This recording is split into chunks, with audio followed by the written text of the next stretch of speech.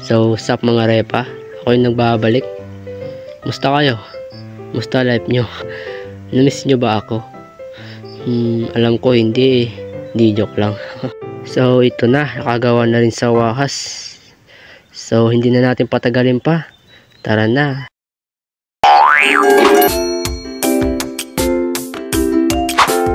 Ngayon, ang pag-uusapan natin ay kung paano ako nagsimula mag-animate mga repa. Yun naman. Paano nga ba?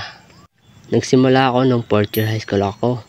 May napapanood kasi akong mga animation videos sa YouTube.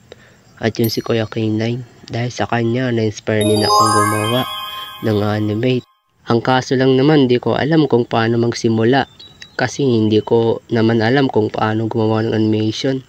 Kaso natigil lang yun kasi alam nyo naman, madta ako nun eh. Tamad ba? Fast forward na tayo nung senior high na ako. Grade 11 ako nun. Habang nanonood ako ng video sa TikTok at nang nakita ko si Kuya Rio, yung YouTuber sa YouTube.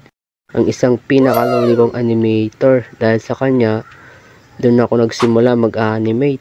Nagsimula ako mag-animate nun, noong Disyembre lang, 2023. At yun, gumawa ako ng intro, tapos sunod-sunod na pakagawa ko.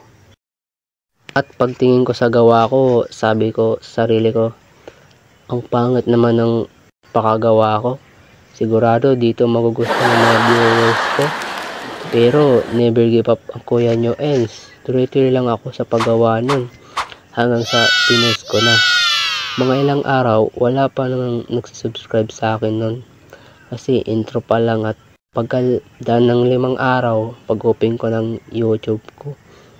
Pagtingin ko, meron na nang nagsusubscribe sa akin. Siguro nasa mga 7 or 9. Kunti, diba?